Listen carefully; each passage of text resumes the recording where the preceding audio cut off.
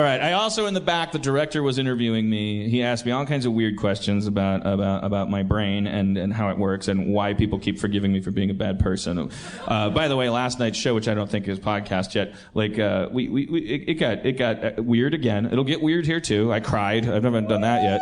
But he asked me a question. He said, "Do you think there's anything you could tell people that would make them not like you? Like they seem so forgiving of you." And I'm like, "Yeah, because I play this honesty shtick where I'm like, hey, high five for telling you."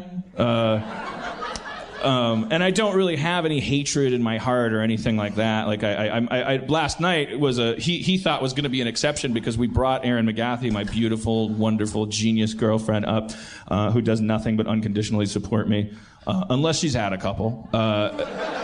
At which point, sometimes if I have also had a couple, we get in an good old-fashioned Irish, Polish, white trash verbal sparring match. At which point, I become Kevin Spacey in Seven, Hannibal Lecter, Philip Seymour Hoffman in The Master. Like I do this thing where I don't necessarily say anything worse than you've ever said to your significant other in a fight when you're trying to kind of hurt each other's feelings.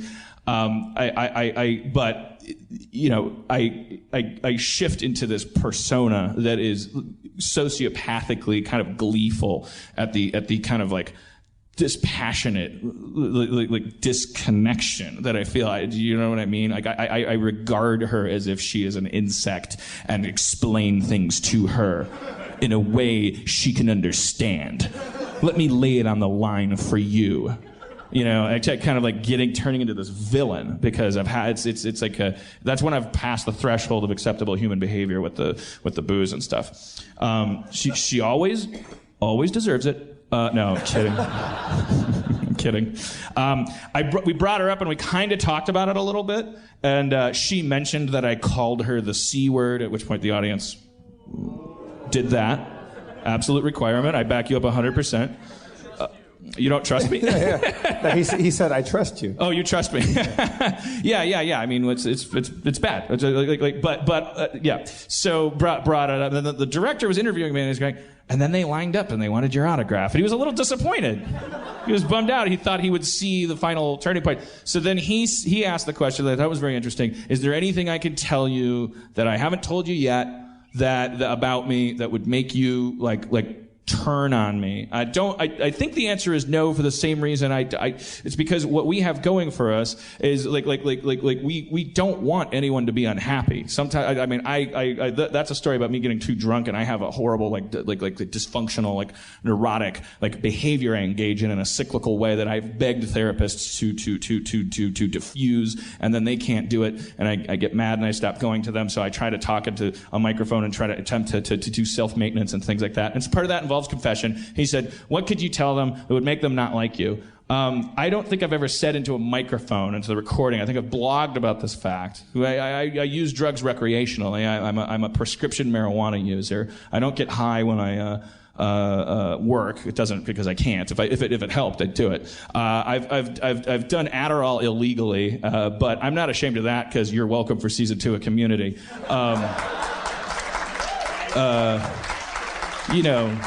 You don't get 8 hours of sleep at night and do some of that stuff. So I'm not. That sounded horribly self-aggrandizing. That's not what I meant. I meant it takes a long time to piss off the network and studio. Like you have to get up earlier than them and go to bed later than them. I don't think I've ever said, precisely because it's uncharismatic, that I've done cocaine. I've ever said, I mean, even since my early 20s when I discovered it doing improv in Milwaukee, I've experimented with it, and not here in Los Angeles, like if I'm at a party and somebody's got sometimes now that I'm 40, it's like it's more of a I want to stay up and keep drinking, so someone's got this stuff and I'm not going to say no to it. So now I just wanted to say that because now I'm fucking perfect. There's nothing that I haven't said. I'm done. If you I can't think of any secrets I have left, and I don't recommend that as behavior for you. You can keep secrets. Secrets are healthy. Secrets are fine. Yeah, the reason I never say it is because it's a grody drug. It's synthetic and it's like Don Johnson-y and it's not it wouldn't make anyone like me anymore. Nor is it it's not like a. an addict would say this, but there's no addiction because I've been, it's been in my life on and off for whenever. Like it's a party thing that happens sometimes in big Hollywood. It probably happens all over the country. Yeah, dishwashers do it if they can't get a hold of some Adderall. But the season 2 of those plates last night at Stamboul's. But so that's it. I don't know. I just there's no reaction I expect. I just want now. You always talk about yourself and kind of self-flagellate yourself about being a terrible person, that you're a bad person. I don't think it's because of behavior. It would be more about the way that you're when you get upset with somebody, whether you mean to or not, because you're a good writer and the way your mind works, you have the ability to really hurt somebody with kind of the flick of a wrist. Thank you. And you said backstage something about the idea that like you like the tears as a part when you're in that mode. When I'm way overboard, yeah. Like when I with my significant others, there have been moments when if the significant other is going toe to toe with me, and it's and it's too much to drink, like it gets white trashy drunk, where it's like blackout or almost blackout, there, most of the time, 85% of the time. Did you hear my little Milwaukee accent? Most of the time, Pittsburgh's bringing it out of me.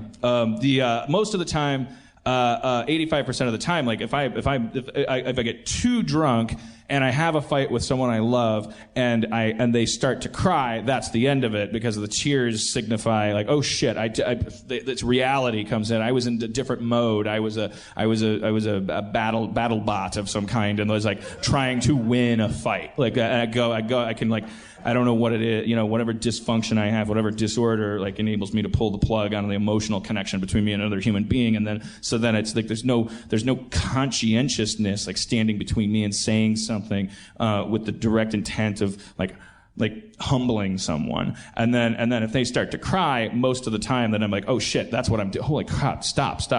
But then there's that 15% of the time, if it's really grody drunk, and the other person's drunk, and there's just fighting, and back and forth. Only when you're drunk? It's never sober? Sparring. Yeah. I'm making sure that's the case in my head. Yeah, it's a thing. It's an alcohol thing.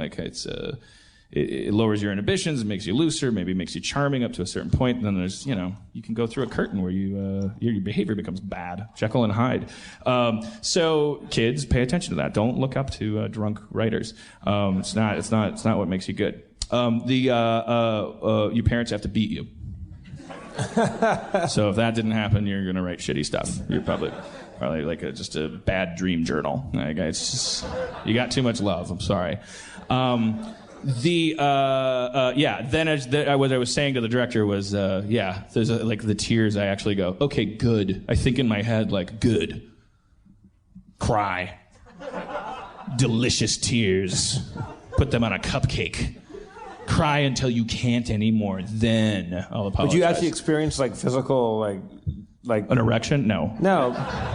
No, you actually enjoy it, or did you actually feel pleasure from that? It's all about defensiveness. It's about being threatened. You become. If I'm a child and I feel like my mommy is trying to get away with something coming at me, I need to win. I need to defeat. I need to defend myself. Not noticing that I'm a 40-year-old man with his full faculties about him. I think the superpower, we've all, everyone in this room, there's certain things about us that make us who we are, make us cool, and there's things that draw people to you. And also there's things, the same thing, the flip side of that coin is the same thing that repels people from you. People when they meet Dan. Or first of all, Rob Schraub, our friend, he's an artist. He's an awesome, he's a visual thinker. When people meet Rob, it's very there's people that come up to him and Rob's opinion of them is so important, and he can really make or break their night. And what they want from Rob is to find out, am I creative? And if Rob doesn't think you're creative, it hurts them. Who the fuck is this guy? Okay, welcome back. For Dan. You know that you don't have the right to do what you just did. Dan, no. This is my third glass of kettle. I want to talk to this fucker. Do you understand? Let me put things in perspective for you. The thing about you is that... Oh, no, that's... obviously, I was kidding. Yeah, but like, the thing about you is... He said he would have peed his pants. People come up to you, and the people that come up to you need something from you. It's important for certain people to think that you think that they are smart. I think smart is the key word. Yeah. So when you diminish somebody's intellectual ability or like intelligence, which by the way I don't. When I get in a fight with Erin, I never call her stupid. She can correct me if she wants to. Well, you said you talk to her like let me explain this to you like a baby, implying that she doesn't. Yeah, like a chimpanzee. I'm implying that she doesn't have perspective on how like devastating I can be as a robot. Don't you understand the faculties of this operational Death Star? You know, like you don't know how powerful I am. It's more like that. So you're just Emperor Palpatine. It's not you're stupid because I pat myself on the back for that. Like I don't know. Well, whatever. Let's get off of that. It's getting narcissistic. That lady's leaving. Just go and pee, right? Okay. Let's all follow her. I think it's number 2. She's got to take a big old shit in the bathroom. Lady in the hat and the jeans. She's got to take a diamond of a turd.